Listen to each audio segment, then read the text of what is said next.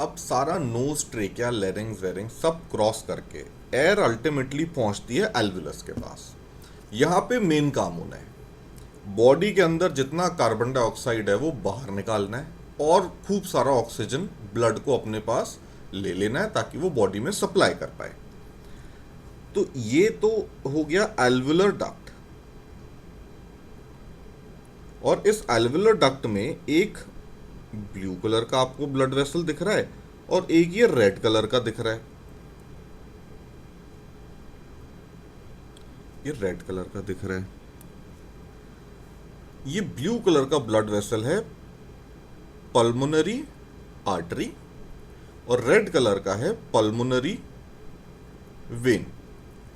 Pulmonary artery का काम होता है टू ब्रिंग डीऑक्सीजनेटेड ब्लड,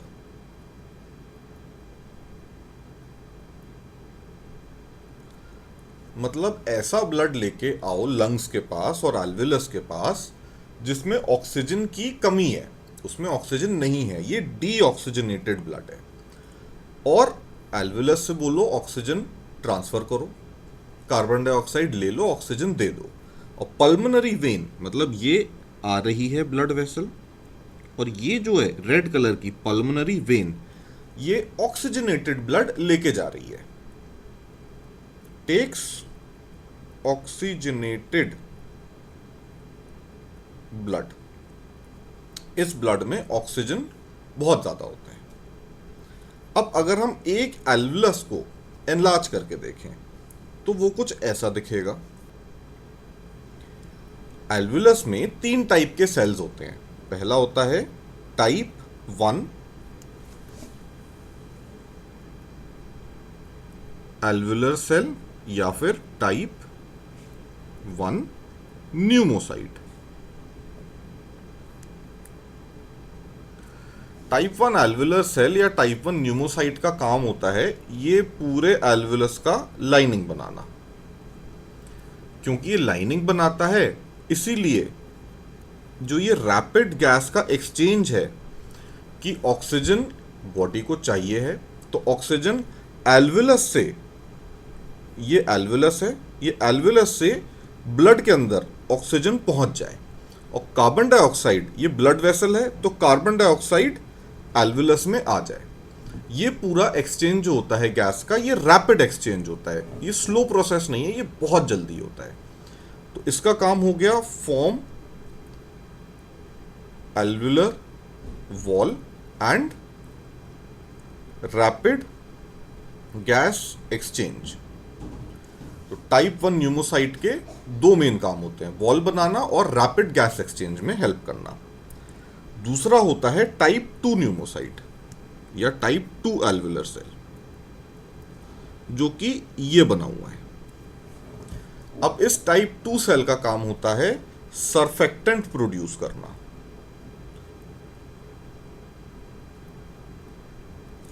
चाहे एम्स हो या ईएसआई हो या जिपमर हो या डीएसएसबी हो, हर एग्जाम में ये इंपॉर्टेंट क्वेश्चन है और ये 50 बार पूछा गया है, कोई भी कॉम्पिटिटिव एग्जाम हो, चाहे इंडिया का चाहे बाहर का, कि टाइप 2 न्यूमोसाइट का काम होता है सर्फेक्टेंट को प्रोड्यूस करना। और सर्फेक्टेंट क्या करता है? ये प्रिवेंट करता है एल्वुलर कोलैप्स, मतलब एल्वुलाई जो है ये कोलैप्स ना कर जाए, ये पूरा जैसे गुब्बारा होता है, गुब्बारे जैसा पूरा पुचक ना जाए, तो वो हेल्प करेगा सर्फेक्टेंट। ये काम होता है सर्फेक्टेंट का कि कोलैप्स करने से बचाना है। ठीक है। अब टाइप 3 जो सेल होता है वो बेसिकली होता है इम्यूनिटी के लिए या फिर डिफेंस मैकेनिज्म के लिए, वो ये बना हुआ है। ये टाइप 3 सेल है, ये बेसिकली एक मैक्रोफेज होता है। Type 3 cell are macrophages. फेजी या फेगो जहां पे भी ये टर्म यूज होती है FAGE वाली, इसका मतलब होता है खाना, ईट, और मैक्रो मतलब बड़ा है, बिग। तो ये बेसिकली साइज काफी बड़ा होता है इस सेल का और इसका काम होता है बाहर से कोई भी अगर बैक्टीरिया आ गया तो उसको वो खा जाता है। कैसे खाता है? फेगोसाइटोसिस के प्रोसेस से। सो दे परफॉर्म फेगोसाइटोसिस, और इसलिए इन दो रीजन से ये एक्ट्स एज डिफेंस मैकेनिज्म। मतलब ये डिफेंस का काम करता है लंग्स के एल्वुलर लेवल पे भी, कि कोई भी बैक्टीरिया जो निमोनिया का बैक्टीरिया होता है वो एल्वुलाई में या लंग में इंफेक्शन ना कर पाए। अच्छा, अब ये जो सर्फेक्टेंट है ये इतना इंपॉर्टेंट क्वेश्चन है तो इसके बारे में थोड़ा और डिटेल में पढ़ लेते हैं। अब ये जो टाइप 2 सेल है, टाइप 2 सेल, इसने सर्फेक्टेंट प्रोड्यूस तो कर दिया, लेकिन इसका रोल क्या क्या है? तो टाइप 2 सेल से ये प्रोड्यूस होता है और इसका जो केमिकल स्ट्रक्चर होता है ये फॉस्फोलिपिड होता है। मतलब बेसिकली ये लिपिड मतलब फैट जैसा होता है, और फॉस्फो मतलब इसमें एक फॉस्फेट का आयन कहीं पे लगा होता है। ये जो एल्वुलस का इनर सरफेस है, यानी कि ये जो सरफेस है, ये जो सरफेस है, ये पूरा ऐसा सर्फेक्टेंट यहां पे बैठा रहता है, और ये सरफेस में बैठ के क्या करता है? कोलैप्स होने से उसको बचा के रखेगा। मतलब इसका मेन फंक्शन होता है एल्वुलस को, एल्वुलाई को कोलैप्स होने से बचाना। इसका एक और फंक्शन होता है काफी इंपॉर्टेंट, कि ये लंग्स की कॉम्प्लायंस बढ़ाता है, मतलब लंग्स की एबिलिटी बढ़ाता है एक्सपैंड करने की। तो इसका फंक्शन, पहला फंक्शन हो गया increases pulmonary compliance. Pulmonary compliance मतलब ability of the lung to expand. Lungs ability to expand, तो लंग्स का ये कॉम्प्लायंस बढ़ाएगा। दूसरा इसका फंक्शन होता है एटलेक्टेसिस प्रिवेंशन। एटलेक्टेसिस का मतलब होता है कोलैप्स ऑफ एल्वुलाई। अब आप इसको ऐसे समझो कि कोई बैलून है, वो बैलून जब हम फुलाते हैं तो पूरा फूल जाता है, और जब हवा निकाल देते हैं तो पूरा कोलैप्स कर जाता है।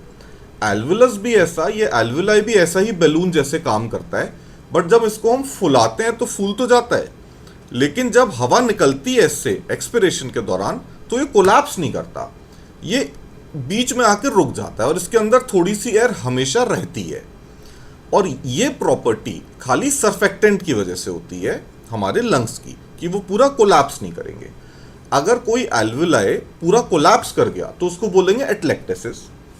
तो ये जो सर्फेक्टेंट है ये एटलेक्टेसिस होने से बचाता है, और लंग्स की जो कैपेसिटी है एक्सपैंड करने की वो भी बढ़ा देता है।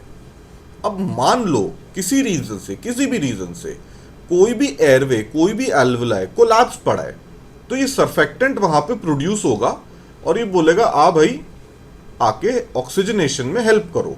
तो ये कोलैप्स्ड एयरवे को भी रिक्रूट कर लेता है रेस्पिरेशन में हेल्प करने के लिए। तो एटलेक्टेसिस प्रिवेंशन, एटलेक्टेसिस मतलब कोलैप्स ऑफ एल्वुलाई।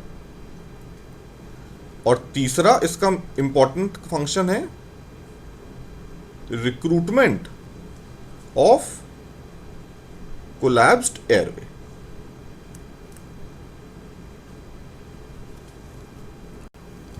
जो हमारे लंग्स हैं उनके ऊपर होती है एक लाइनिंग जिसका नाम है प्लूरा या प्लूरल मेम्ब्रेन।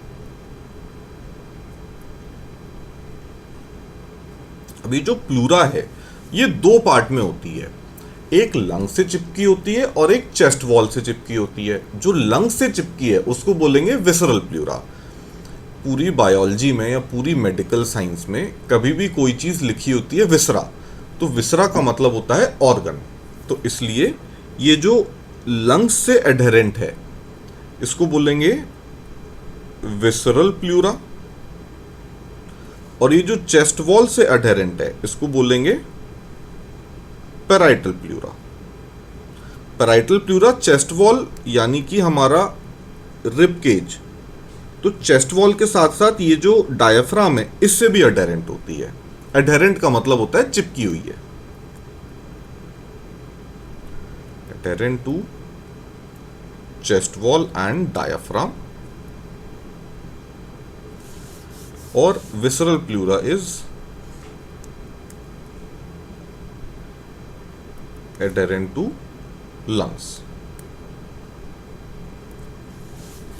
अब ये दोनों प्लूरा मिलके ये जो बीच में स्पेस है येलो कलर का, इसमें सिक्रीट करती है प्लूरल फ्लूइड। अब ये प्लूरल फ्लूइड और दोनों प्लूरा इसमें लिख लेते हैं, ये सिक्रीटेड बाय प्लूरा। इसका मेन फंक्शन होता है कि लंग्स को एक बहुत ही स्मूथ और ल्यूब्रिकेटेड सरफेस प्रोवाइड करे ताकि ये चेस्ट वॉल के अंदर इजीली एक्सपैंड कर पाए। तो इसका फंक्शन ऑफ प्लूरा होता है to provide smooth and lubricated surface. मतलब ल्यूब्रिकेशन मतलब जैसे ग्रीस लगा देते हैं आप कब्जे में या किसी भी चीज में, दरवाजे में, वैसे ही ल्यूब्रिकेटेड सरफेस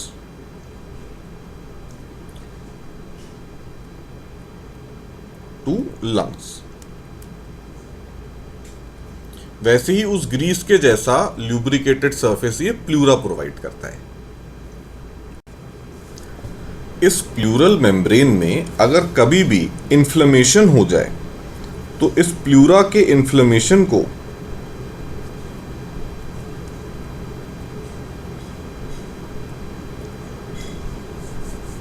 बोलते हैं प्लूरिसी। और ये एक इंपॉर्टेंट कॉम्पिटिटिव एग्जाम का क्वेश्चन है जो एक दो बारी CHO के एग्जाम में भी पूछा गया है।